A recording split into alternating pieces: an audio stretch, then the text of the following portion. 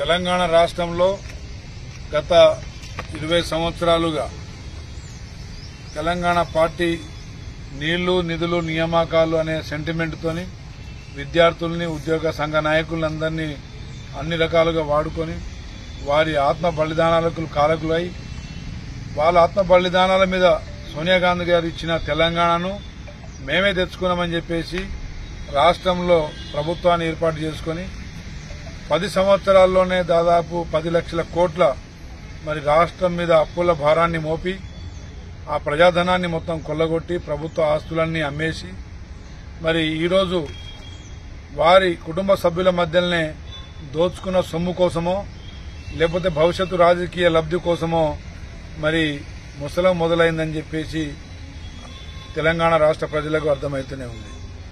ఈరోజు కేటీఆర్ గారు హరీష్ రావు గారి ఇంట్లో 2.5 గంటలు సుదీర్ఘ చర్చ చేయడానికి మతలబేందో తెలంగాణ రాష్ట్ర ప్రజలకు వారు తెలియజేయాలి.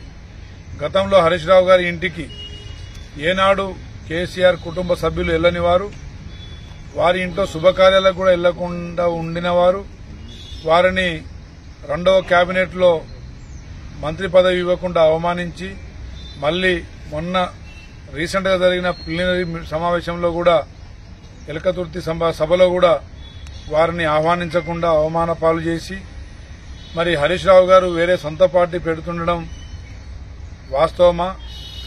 కవిత గారు కూడా కల్వకుంట్ల కవిత గారు కూడా మరి నా మీద మా సొంత పార్టీ కుటుంబ సభ్యులే అపవాదులు వేస్తున్నారు, నిందలు లేపుతున్నారని చెప్పేసి అసత్య ప్రచారాలు చేస్తున్నారని చెప్పేసి చెప్పడం కూడా మీడియా పరంగా మనం చూసినాం.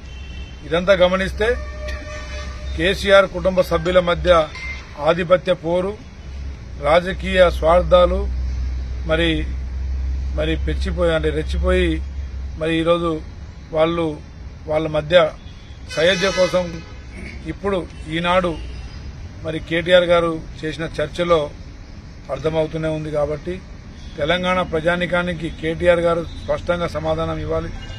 హరీష్ రావు గారు, కవిత గారు, కేటీఆర్ గారు కేసీఆర్ చేసిన అవినీతిలో భాగం కోసం మరి చర్చలా లేదా మరి వారు సొంత పార్టీలు పెట్టుకుంటున్నారనే దాని మీద మరి చర్చనా? ఇది తెలంగాణ ప్రజానికానికి స్పష్టంగా తెలియజేయాలని చెప్పేసి మేము డిమాండ్ చేస్తాము. జై కాంగ్రెస్.